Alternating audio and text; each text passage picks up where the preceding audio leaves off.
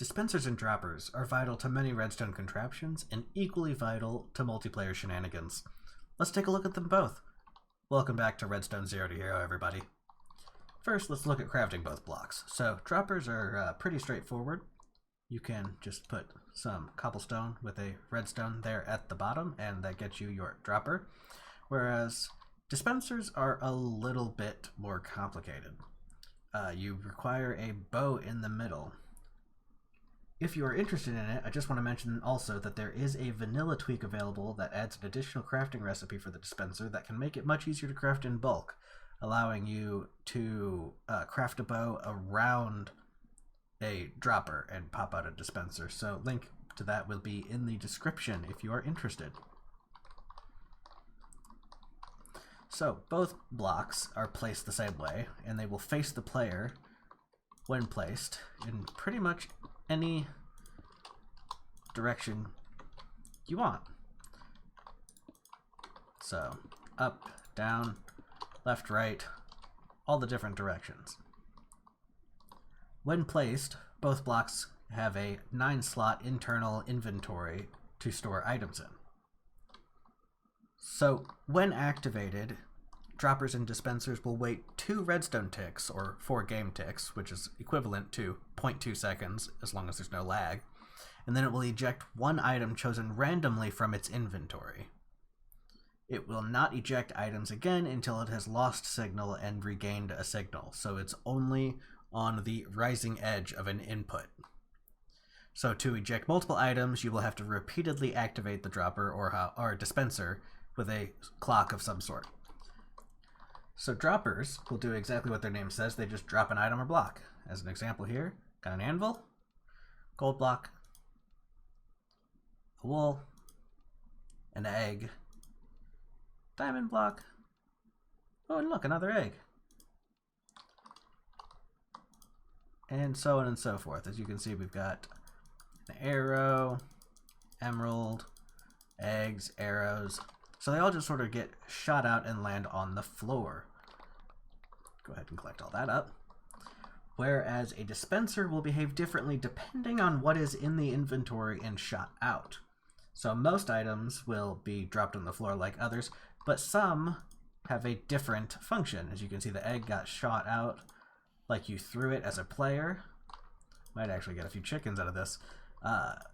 Arrows are fired into the block as if they were coming out of a bow, but most of the other blocks are simply landing on the ground.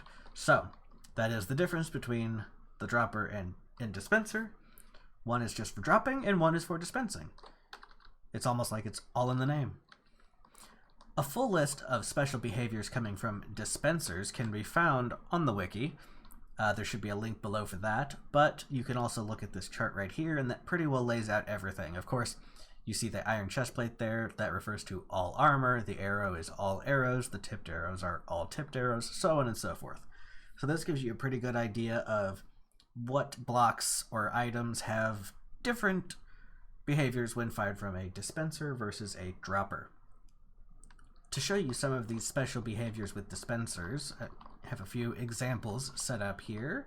So first of all, we've got our villager, and we can dispense mob heads or player heads onto other mobs, and they will equip them.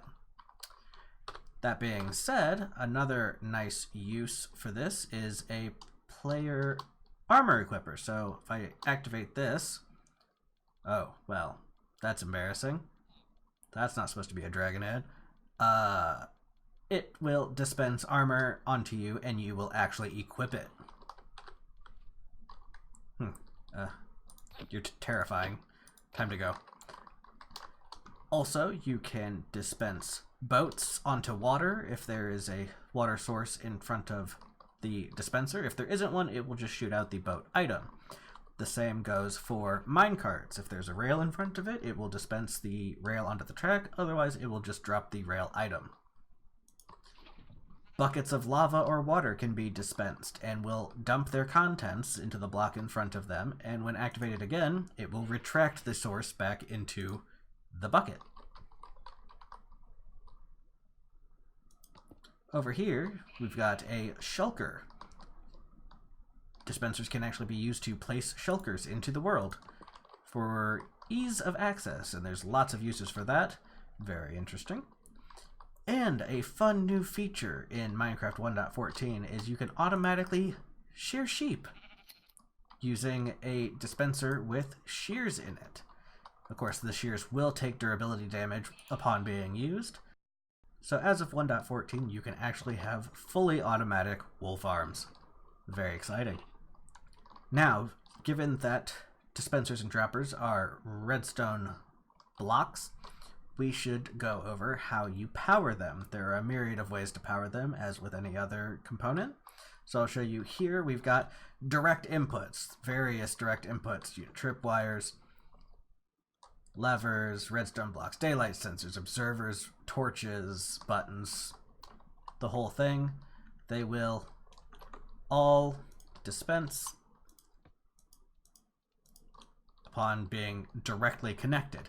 Now, one thing worth noting is placing a redstone torch next to one works, but placing it on does not.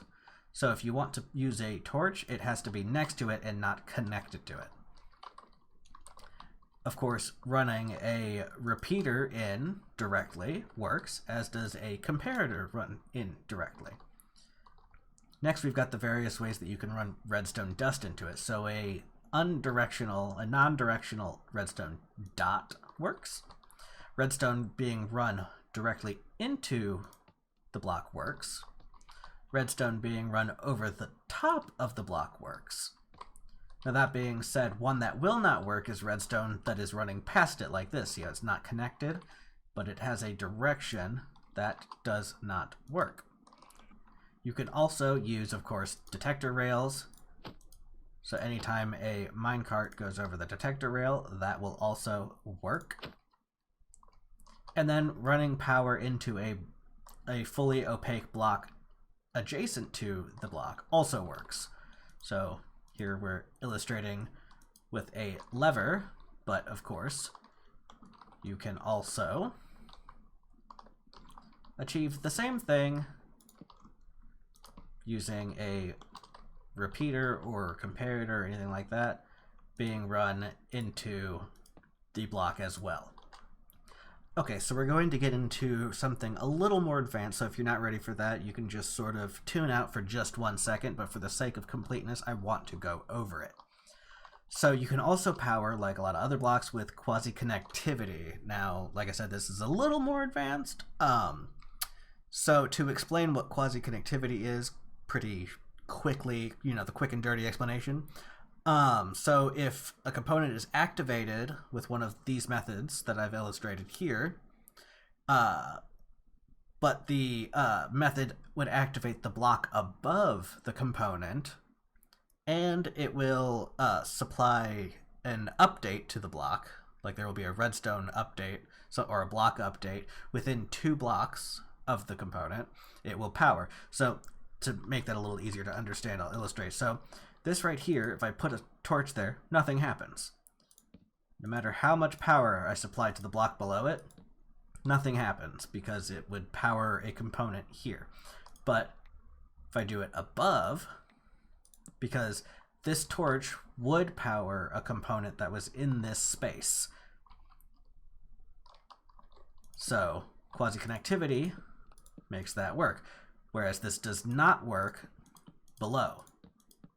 So it can be powered through quasi-connectivity. I know it's a little complex and not as cut and dry and straightforward as this, but hopefully this little illustration helped you.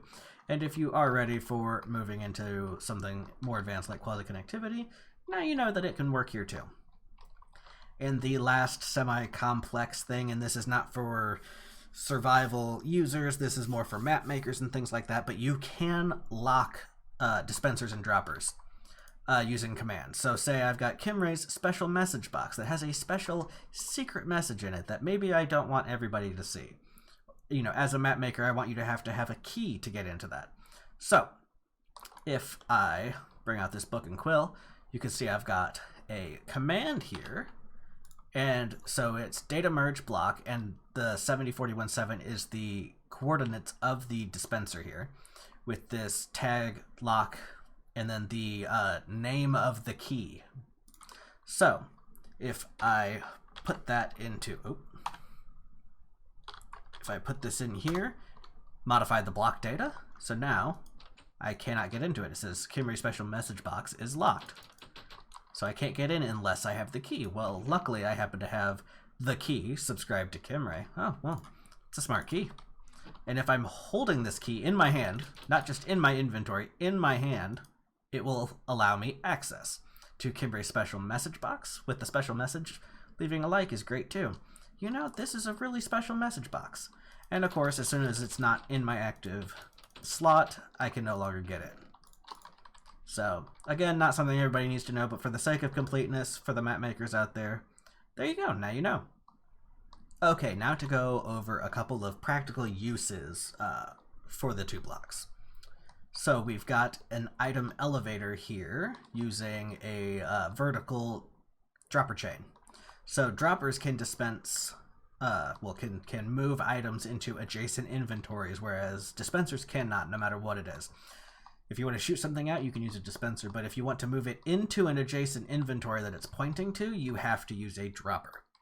So that being said, we can actually move items vertically using dropper chains. And this one uses a cube hamster dropper clock and an observer chain to pass the signal up repeatedly and allow it to work. So if we look here, we've got a stack of items here at the bottom, nothing at the top. And if I unpower this hopper to let the items start to flow through, you'll see it begins working. And so every time an item comes into the bottom, the clock basically detects that and sends updates up the chain to then move each item up the chain. And you will eventually end up with nothing in the bottom here. And this clock will run as long as there is anything in this dropper. So each one is putting the item in the inventory it's facing into. And of course, now that it's done, you can see that the stack is at the top. So one practical use for this, of course, in 1.13, the bubble columns makes this much easier to do without any sort of redstone. But again, for the sake of completeness, here you go, there's an example. And if we move on to a functional use for a dispenser, the example I went with is a cow breeder. So let me grab these guys right here. So this is just a little cell with a hopper at the bottom, pointed into a chest. Handy. And of course, I've got, this is the breeder that I like to use. Instead of using a button, I like a pressure plate on top of an observer. So, like I said, a dispenser will dispense the water in a bucket into the block in front of it and then retract it each time it's activated. So, let's say we get a couple cows in here. Alright, and so then if I step onto this pressure plate, it will dispense the water, making the cows jump, and I can then breed them as they bounce around in the water, which will of course make them produce baby cows. And then once they reach the entity cramming limit, they will automatically kill the grown-up cows. And as soon as I step off, of course it supplies another update to the observer, which then pulses out and retracts the water into the bucket in the dispenser.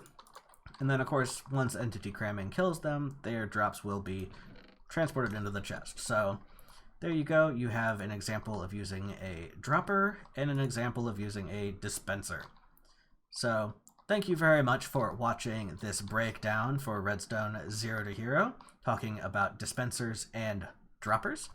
I hope you liked it. I hope you learned something. And if you did, be sure to leave a like if you like this video or learned something. I appreciate it a lot. And if you want to see more and get notified when I upload new tutorials or Let's Play videos, definitely subscribe and hit that bell. So as always, thank you very much for watching, and I'll see you next time on the next episode of Redstone 0 to Hero. Bye-bye.